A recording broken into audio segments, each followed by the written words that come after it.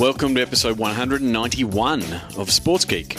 On this week's episode, I chat with Tanya Gallina from Hawthorn Football Club about membership, community and ticketing.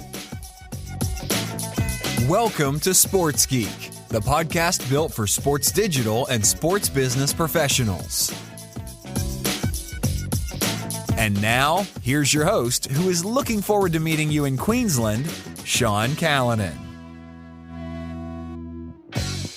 Thanks, DJ Joel. Yes, my name is Sean Callanan and you are listening to Sports Geek. You might be doing that on Pocket Cast because I mention it nearly every single podcast. It is my favourite podcasting app. Please let me know where you are listening to Sports Geek. You might be doing it on sportsgeekhq.com. You might listen to it on Apple Podcasts or Google Play. As always, as a listener, you can always contact me. You can do it via the social media at Sean Callanan on most platforms, and also you can try via email, sean@sportsgeekhq.com will get me. As always, if you want to catch up, want to work with me, want to push an idea past me, get my opinion on something, I love to help podcast listeners. If you want to book a time, just go to sportsgeekhq.com/phone call. And as DJ Joel mentioned at the top there, I am looking forward to meeting a few people that I have not met before in Queensland in May. I've already had a few people from the Sports Beer Slack community reach out and say they want to catch up when I'm there. So you can go to sportsgeekhq.com/Queensland 2018, and that'll send you to the Queensland Sports and Rec dates. So Friday, May 4, I'll be in Mackay. Thursday, May 17, I'll be in Brisbane, and then Thursday, the 31st of May, I'll be up in Cairns. So if you're in Mackay, Brisbane or Cairns and you want to meet up or you want to catch up in some way, go to that link, sportsgeekhq.com/Queensland 2018. You'll get all those dates and find out if you can. I'm pretty sure you'll be able to go. If you're paying tax, you should be able to go. Just to give you an idea of what I'll be talking about, I'll be talking about how data and how sports clubs and grassroots can leverage data and what they can do in the social and digital space. Now they can use the data from marketing campaigns to make better decisions. Now I think my presentation would probably have changed just a little bit, probably the last 6 months. I mean, the presentation I would have given to the Sports and Rec attendees would have been vastly different given the changes in Facebook. So I'll be updating that deck in the next couple of weeks and look forward to meeting some people up in Queensland, in Mackay, Brisbane and Cairns. All the links will be in will be in these show notes. As always, you just put the show number. This is episode 191. We'll get you to the episode, sportsgeekhq.com/191. Really enjoyed catching up with Tanya Gallina. Went out to Waverley, the headquarters of the Hawthorn Footy Club here in the AFL. And yes, Tanya and I have been bouncing backwards and forwards trying to tee up a time. She's had a long career in sports and very much integral person and a leader in the space of membership. And as I've said before, Melbourne is a world leader in terms of membership marketing. And Tanya has been someone that has been at the coalface across multiple clubs and multiple sports in the membership space. So I hope you enjoy my chat with Tanya Gallina from the Hawthorn Football Club.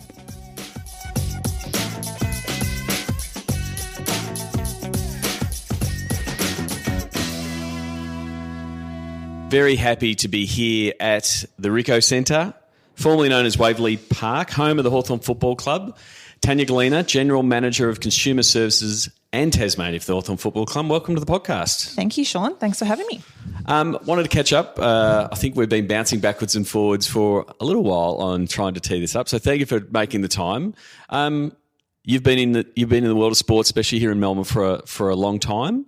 Multiple clubs, multiple sports. Do you want to take people a little bit to your origin story into sports and Sure. the background? Yeah, sure. I was lucky enough, I suppose, to get a placement at Carlton Footy Club while I was at uni. I did think I wanted to be a journo.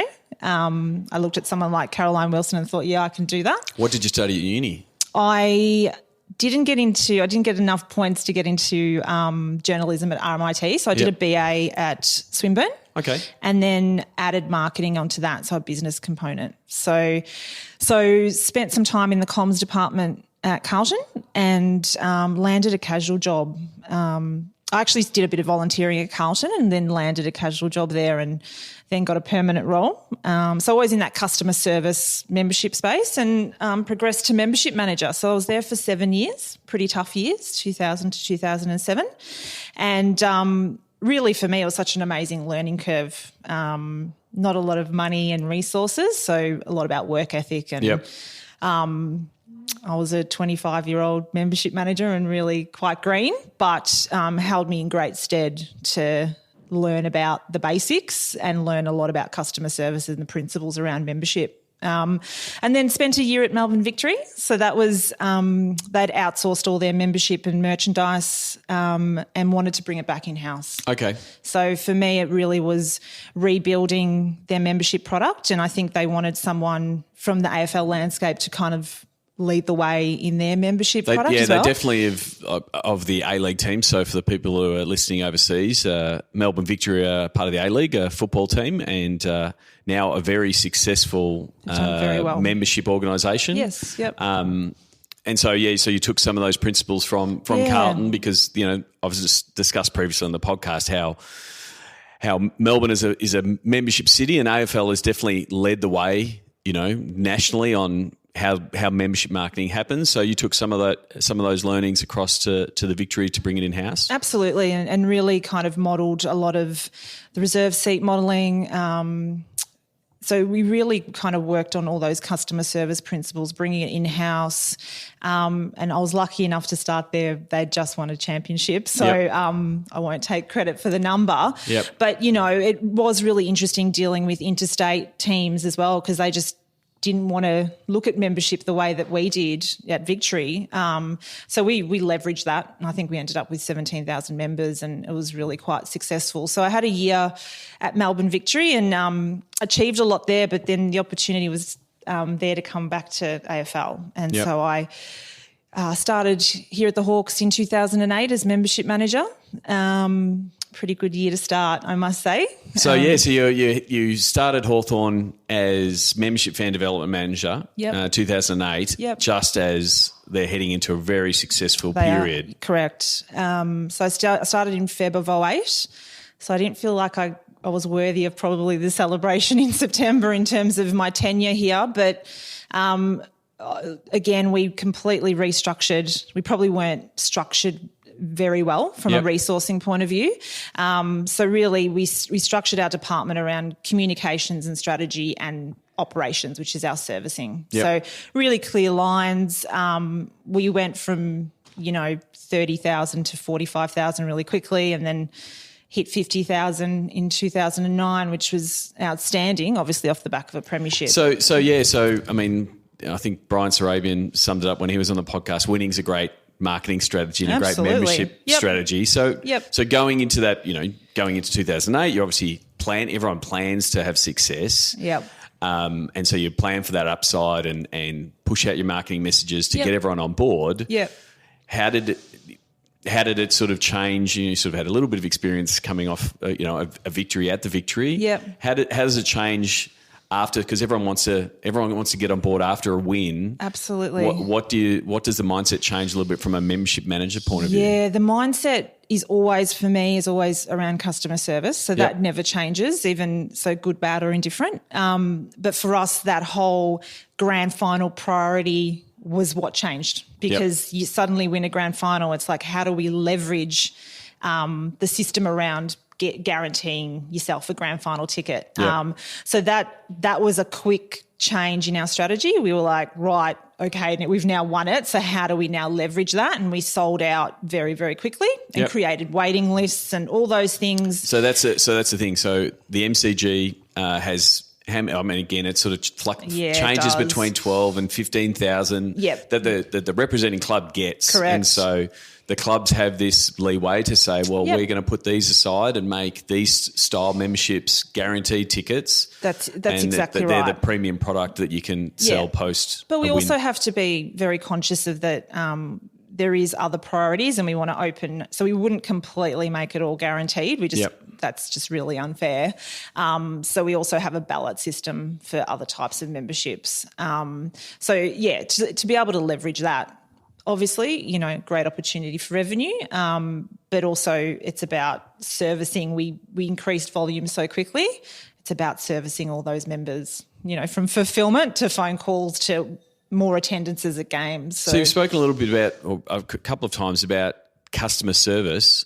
How do you measure, your team and the club overall to say we are serving our members and we are doing? What are some of the KPIs you look for? Yeah, I mean, really basic stuff within our team is abandoned call rates and overall feedback and surveying, and I know that even our corporate team has gone through a customer service training session. So it's entirety. It's from your receptionist to everyone in the business. So and our footballers. So for us, we're so fan centric. But I guess from a membership, if I'm talking membership perspective, that's always been my core. Has been you start with that and then work out everything else later. Because if you're not communicating and servicing your members correctly, then there's no point in doing anything else. And so how has that changed from, say, your time at Carlton and the Victory to now with social, which everyone has got their own little platform? And whether they're tweeting or whether they're writing on the page, how does the membership team sort of coordinate with the digital social team that are keeping an eye on those channels? How has that developed over the years? Yeah, it's completely shifted. So you go so our volume of calls have gone down because now it's you buy online and you email. We also have 85% of our membership that are on a payment plan. So we need to talk to them differently as well. So and collaboration is just so critical for us with our comms and digital team, because if a game looks like it's going to sell out or memberships have sold out, or they're not at the moment, but do you know what I mean? Do you understand? So we've really got to use those channels effectively. Even from a marketing strategy point of view, we would mail out a quarter in terms of what we used to do 10 years ago in terms of mailing. It's all now emails or SMSing or social media. One of the things I do regularly in my keynotes to say how much it's changed from 10 years ago. In the off season you would get one or two hard mailers from your footy club, and that would be the only comms you would have. And now you've got all of these channels constantly talking to you in the off season, and most of the membership comms has to be woven into that story.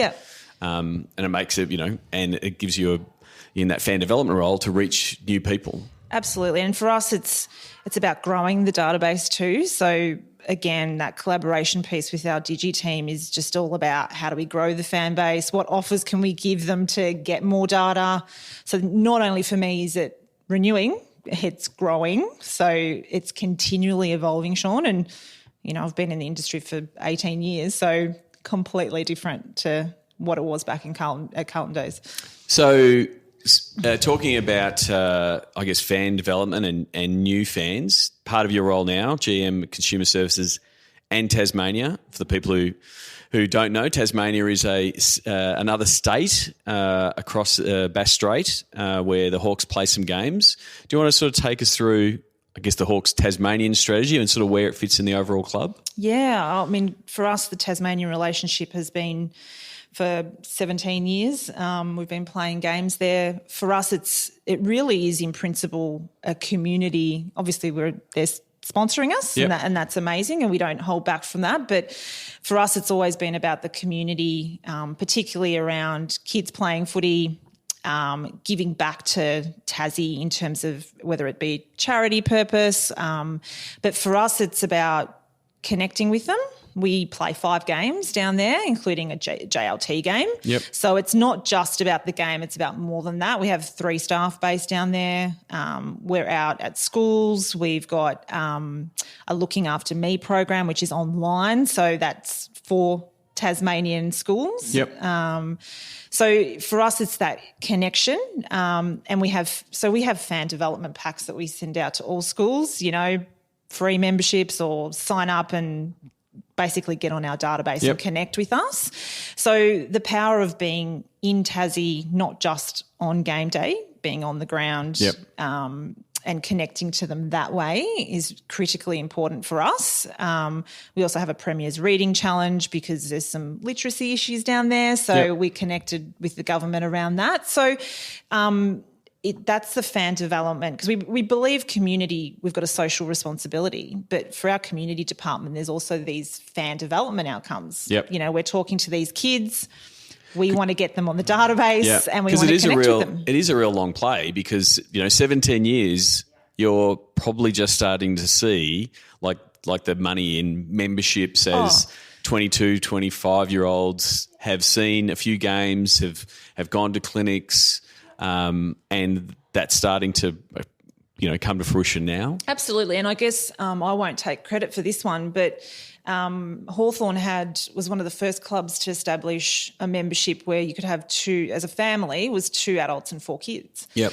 And the fruits of that, probably plus the 80s success and all of those people now having kids, we've got the most junior members in the league in 22,000. So that's amazing. And then it's also about how we then grow the fans and connect with them. And we think it's critically important to offer them tickets to games, engage with them, get them to open training sessions.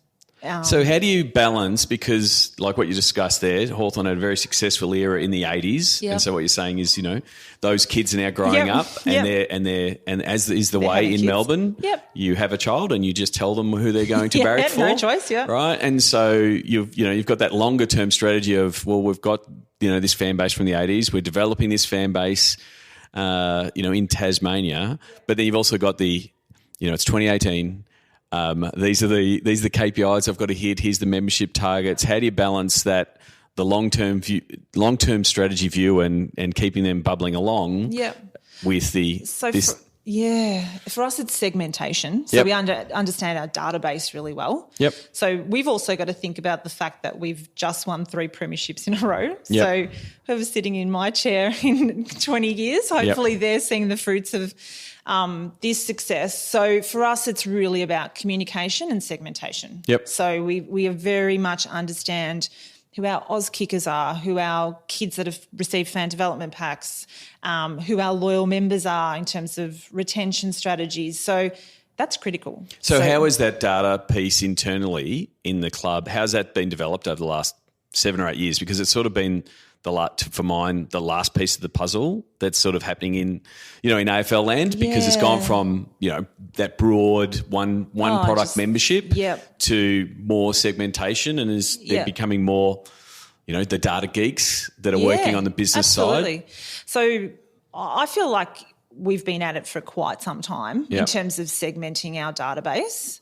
And then so there's the database piece, and then there's the actual membership product piece that continues to evolve, because I think what you are seeing, or what we're all seeing in the AFL, is that there's a lot of no-shows in regards to and that's a global trend. Like correct. That, it's not just AFL. It's not just AFL. Definitely. It is happening. The people buying the ticket and not turning up, and that piece. Yeah. So I mean, from an AFL membership perspective, for anyone that's listening overseas, I suppose, is that we have an 11-game membership, which lots of clubs like us have a 3-game membership as well. We're just continuously trying to understand, if you've got an 11-game membership, you're only coming to maybe 5 or 6 games. So then your seat's vacant for those games. How do we resell that seat? How do we incentivise people to return that seat back so we can then on-sell that? How do we get people to games instead of sitting on the couch? So it's a continual journey at the moment. And at a venue like the MCG is a blessing and a curse, because it's a tremendous venue, no doubt, but it holds 95,000 people. So there's never a capacity issue. Like you can always turn up and get a seat. Exactly. Which is why there hasn't really been a strong resale market sort of develop in Australia. Correct. And so that education process of, whether it's trading back your ticket or those kind of things, that's part of that comms customer service piece as you start introducing, because football fans are very traditional. They know what they want. They don't like change. They like doing things the same way, and trying to introduce these type new concepts can freak some people out. And Sean, to be honest, I'll admit, in my journey and anyone else that's been part of the AFL industry for the past 10 years, we were like, get a reserve seat because it's yours. Yeah. You can come or you don't have to come. It's going to be there waiting for you. And, over the past few years, we're like, oh, jeepers. We now need to shift this mentality because everyone can see what's happening. Yeah. And it's almost like the way I describe it, and I membership marketing's done so well, and it's almost, in Melbourne at least, and for a lot of Australia, it's identity-based decision. It's not a financial decision. It's like I'm a Hawks person. I need a ticket. And I joke that it's at guilt level marketing now. So you've pretty good at that. Yeah. Well, no, but you've got your fans meeting other fans saying, oh, yeah, you're a Hawks fan. And then the first question is, are you a member? Yeah. And so you've got to support your club, feel good about supporting your club. Yeah. That's been the main tenet. And it hasn't been and show up. And so that's where the marketing mix, I think, is changing because it's very easy to, cool, we've got the money, don't have to worry about it, but the game experience, that kind of thing. And we're actually getting feedback now from our members that are sitting in members' bays saying there's not enough people in the members' bay now. Yeah. So the actual experience isn't as great. So, we've introduced a new Hawks Flexi membership because I think the other part of it's very similar to an AFL membership in terms of you can book your seat for a cost, $2, or you can walk up. But for us, key critical now, and the message that's coming through is that people want to bring their friends. Yep. So the fact you're in a reserve seat bay makes it really difficult because I can't bring you, Sean, if you want to come along to a Hawthorn Collingwood game. You're locked in to sit with those people every game, which is great for some people. Yep. Like a lot of people love that. They want to sit next to that person and say g'day, and they only know them at the footy. But then this generation that's coming through is like, I just want to choose a game and I want to go with my mates. Yep. So we've introduced that for the first time this year. So what's the Flexi product? Flexi product is very, very similar to AFL membership. Yep. So we've collaborated with the AFL on this because it is a trend. Yep. So we've opened up 3 bays. So it's really a new trial for us. You purchase a Hawks Flexi membership, but still gives you the access to our home games. Yep.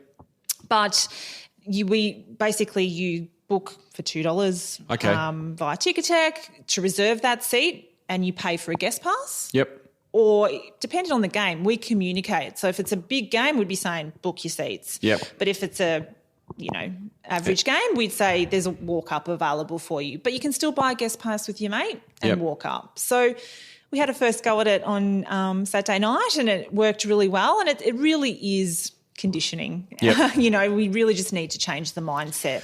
And so is in that space, you're also, it's a bit of a data capture piece as well. Are you getting the details of the guests that's coming along, or is that sort of the longer term piece to say hopefully they're coming along and then for us, it's the first step for us is just to try and change the mentality, definitely, and again provide that really great experience. Make sure those bays are full.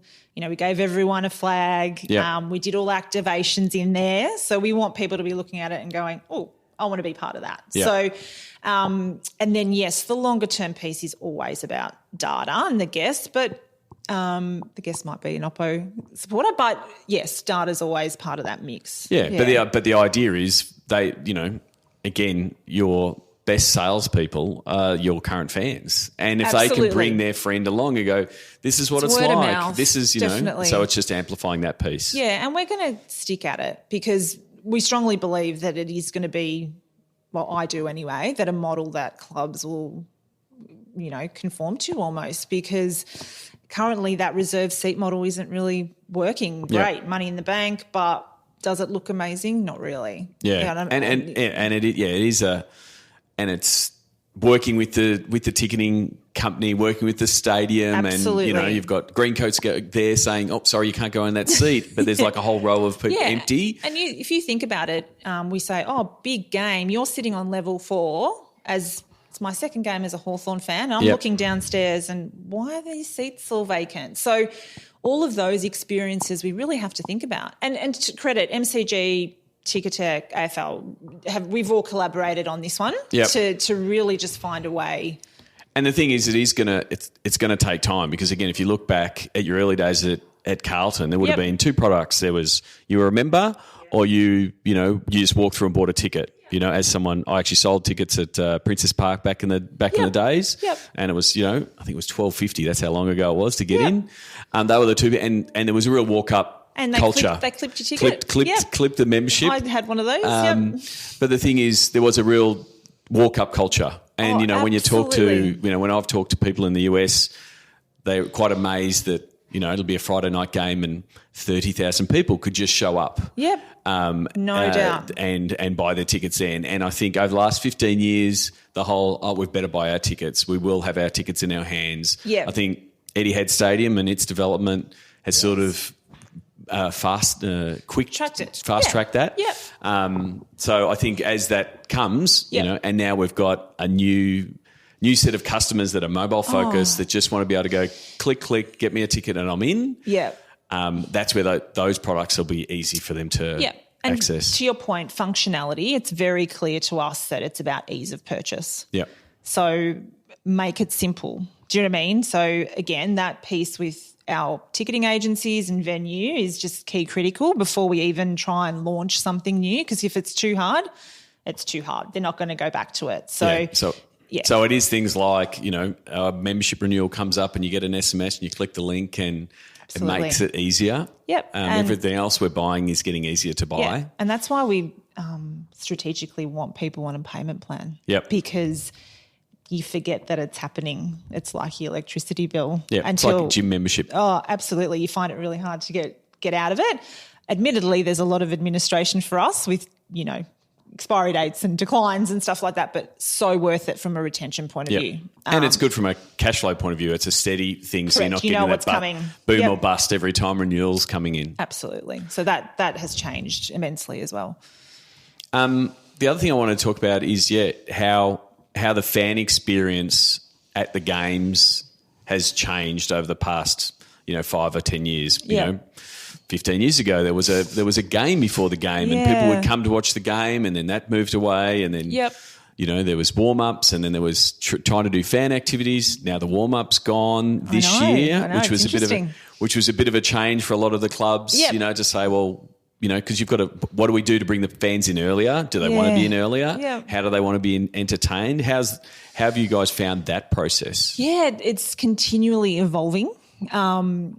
So again, I think playing at a massive venue like the MCG, it's really hard to kind of get everyone's attention. And look, if you look at the stats, most people are coming in half an hour before the game. Yep. So we learn a lot about that from attendance time, you know, and we've tried a lot to get people there earlier. But again, society's changed. People don't have the time. I'm the same. Like, I used to watch curtain raises at Princess Park. VFL, and to be quite honest, I reckon a bit of that's going to come back because I think the AFL's probably thinking that might work. Again, it's a ground issue, but we have focused on family entertainment, and we've focused on engaging our members on when they arrive. So it's kind of that surprise and delight. Do you want to be part of our guard of honour? Or it's someone's birthday, we sing happy birthday to them. So we really, people that do our flag bearers around the ground are members. So it's all about, again, to your point about word of mouth before, it's like, how do we get these people engaged, surprise kids particularly, engage their parents, and then they spread the word about, if you go to a game, you've got a chance to do X, Y, Z. So is it also a bit of analysis from that ticketing data, but then also that segmentation piece, because you looking at your customer journey, if you're a 23-year-old, you're walking over straight from the pub 2 minutes before the bounce and you're just worried about the football. Whereas if it's a family of 3 or 4 and you've got kids and backpacks and all these things in tow, whole lot. And so you cater for those early turn up to make sure they're all settled, having fun. Correct. And it probably is still about that half an hour to 45 minutes, because if you've got kids, you probably don't want them there too super early anyway. And they'll probably go to the playground, kick the footy, come in. Do you know what I mean? So, and we just try and keep it really entertaining, bit of fun But yeah, it is hard in such a big venue. In saying that, in Tassie at UTAS, we've got a smaller venue. We feel like we can engage a lot more, although I must say the Taswegians get to the footy quite late, which is a little bit annoying for us. But we feel like we've got more flexibility because it's just a smaller venue and you can engage a bit better. But again, similar sort of themes. We don't replicate what we do in Melbourne, but similar sort of themes for us. So, yeah.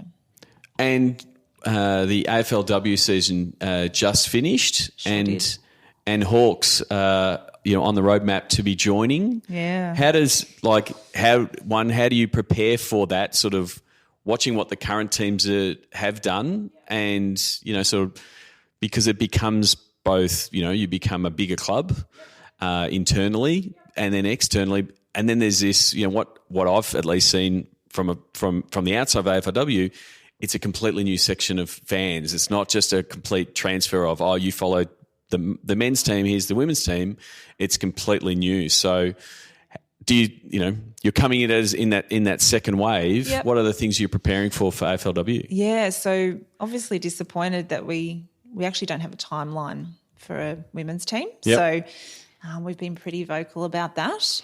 But what that has done for us, Sean, is allow us, from a football perspective, is we've learnt a lot and we're building. So we've got a VFL women's team, which, they train here, they're housed here, and then they'll be out at City Oval in Box Hill to play and train. But what that did for us is we're able to structure up right, support the girls, integrate them into our business. So we've got a really strong mantra of 3 teams, 1 club. We've also got VFL men's. So that integration piece, we feel like it gives us a lot of time to learn. Because rushed is probably a bit too. It was quick. But it was very quick to get up to speed, and I think this season's been a bit of a bedding down and ironing out any issues and sort of giving a bit of, having a little bit more runway can give you that piece to go. Our visibility piece, again, we're not happy to not have a timeline, but the visibility piece and understanding piece, and even so we've recruited quite a few AFLW women to play with us. Beck Beeson's moving from Sydney to Melbourne to play for us. I'm sure you would have heard about Sarah Perkins. Sarah Perkins coming across from the Crows. Beck Privatelli, Phoebe McWilliams. So we're getting girls that want to play for Hawthorn because we do have a dream in terms of we will get an AFLW licence. Yep. As you know, we're very competitive on the field regardless.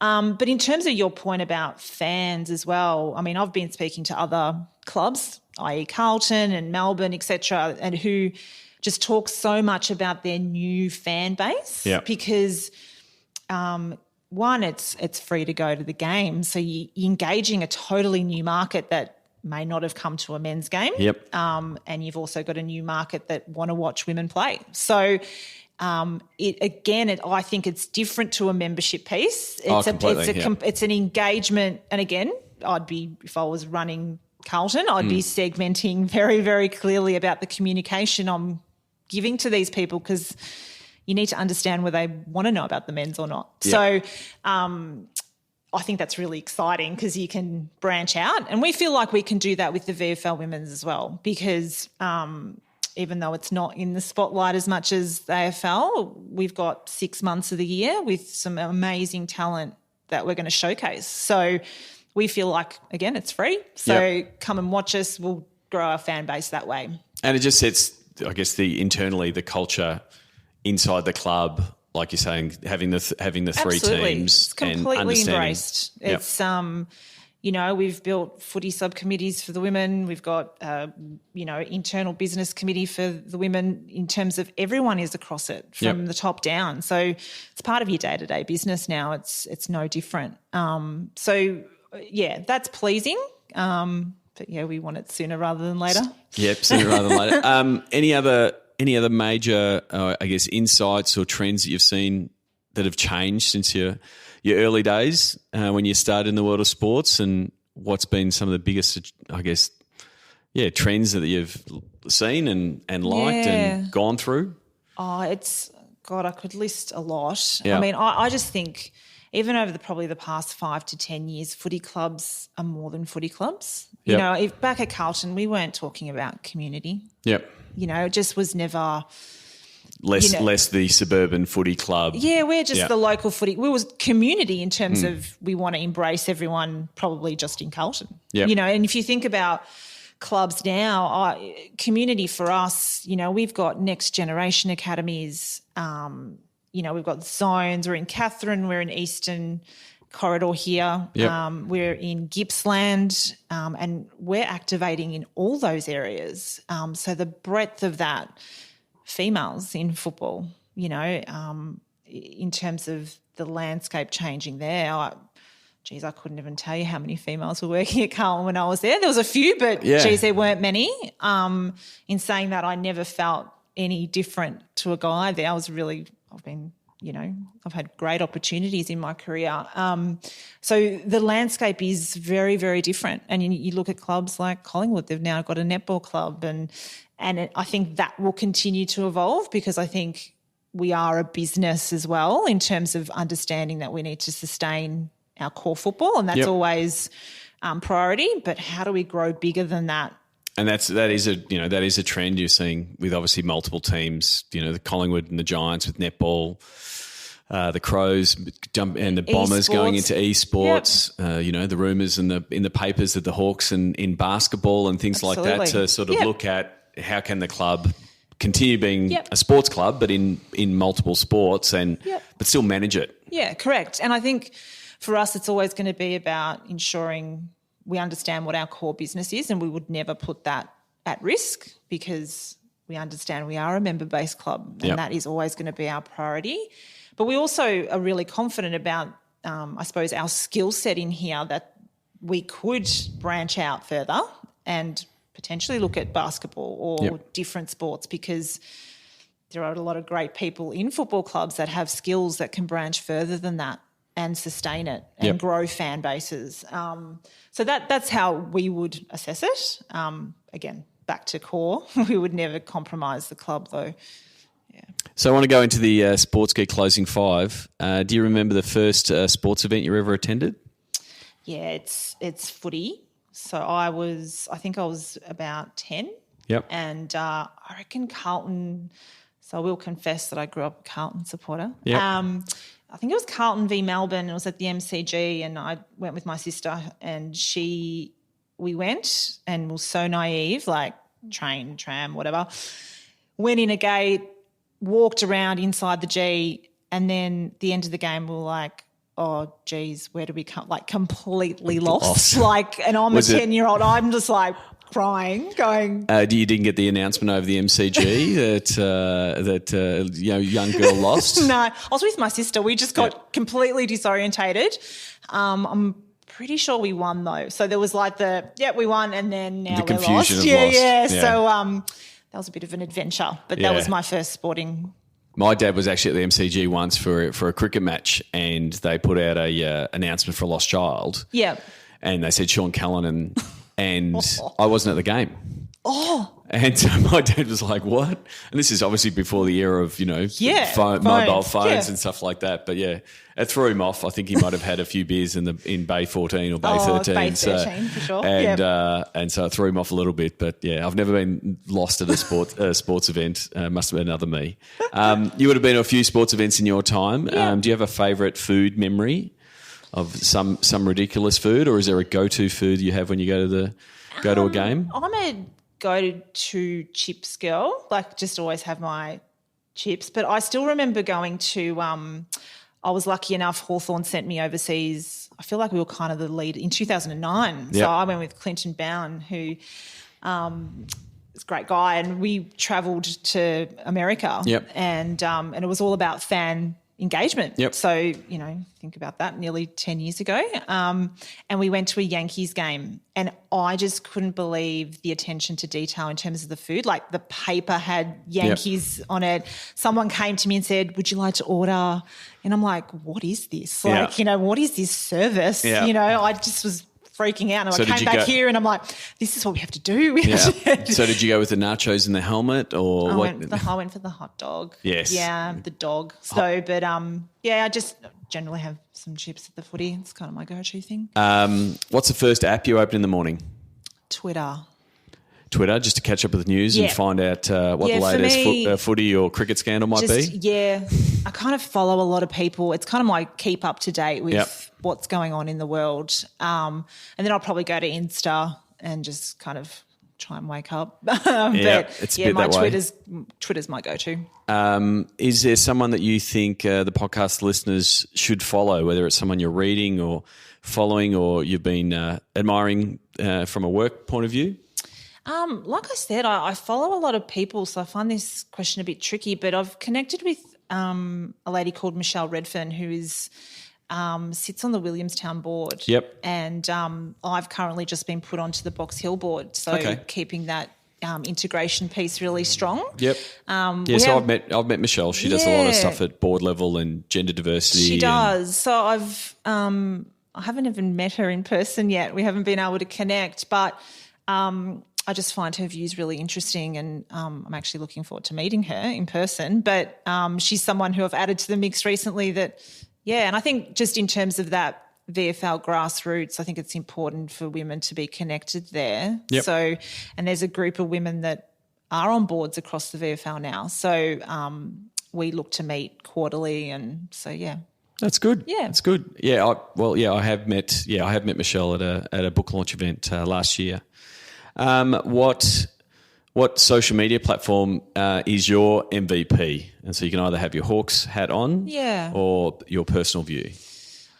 I think we're finding that Instagram and Insta Stories is working really well for us here at the Hawks. Speaking on behalf of our Digi team, but that's a pretty common answer in the last about 18 months with. Especially stories getting so much engagement, driving traffic. Fans really can't get enough of it. So it's pretty common. It's quick, you keep moving. Like I said, I think for me, that go-to info is Twitter, but Insta I'm kind of more engaged with. Gone off Facebook a little bit, just with their algorithms and things like that. It's been a bit. Yes, they've been going through some tough times in the last couple of weeks, and when we're recording this, with all of their, I guess, data issues, and I guess the pullback and the pushback from both big corporates and people. So it's going to be interesting to see how that plays out. We've talked a lot about getting data. And data, and, that whole piece of trust and because it's once it's lost, it's hard to get back. Yeah, exactly. So it's something you've always got to be mindful of, and it can be broken with a scandal like is currently happening. But it also can be chipped away at with, sending the bad email to someone about the wrong thing. And so that's, it's always something when you... Danger. Yeah, it's always a danger. Yeah. Because the cost of getting that data is getting higher and higher, like the amount of effort you have to put in to get it. The less I hear of the term email blast, the better. It's like as soon as someone says it, I say, whoa, let's stop. Right? And, the effectiveness of, we could send this to 50,000 people, but there's only 1,000 people that are interested in it. And your click rates and, waste of time. It is. Yeah. So where can people find you on the internet and connect with you and send you a message if they've listened to this podcast? Well, I am on Twitter. I think I'm Tan _Gallina. Oh, thanks, Sean. Can you promote me? Yes. Yeah, Tan _Gallina. Yeah. And I'll also put the links to your LinkedIn on the show notes if anyone wants to connect. Absolutely. Best of luck for the season ahead, and thanks for coming on the podcast. Thanks, Sean. Thanks for having me. Download our Facebook campaigns guide at sportsgeekhq.com/FB campaigns. Thanks again to Tanya Gallina, TAN _Gallina, GALLINA. Send Tanya a tweet or connect with her on LinkedIn. The links to connect with Tanya will be in the show notes, sportsgeekhq.com/191. just before I wrap this up, just sort of go through a few things that we've been working on, and it seems to be the bulk of our work at the minute. One of the things we're doing a lot of is helping teams and rights holders review their current rate cards from a digital point of view, obviously, and looking at what they're valuing their different social and digital assets. So, there's a process that we go through for that. It's some of the stuff that I'm doing in the book that is a work in progress. It's got to start getting it on paper, but it's starting there. But it is, if you've got a rate card, or you don't know what to value your social media assets, or more importantly, you don't know what to value particular content series, then please give us a call. The other thing that we're looking at that I'm doing is a lot of people gave us really good feedback on the episode with Steve Sammartino.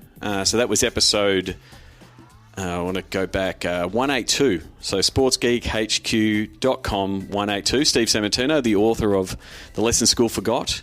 And Steve has been doing a lot of stuff around startups and helping corporates understand startups, and a little bit of stuff similar to Jack Elkins was talking about in the previous episode last week.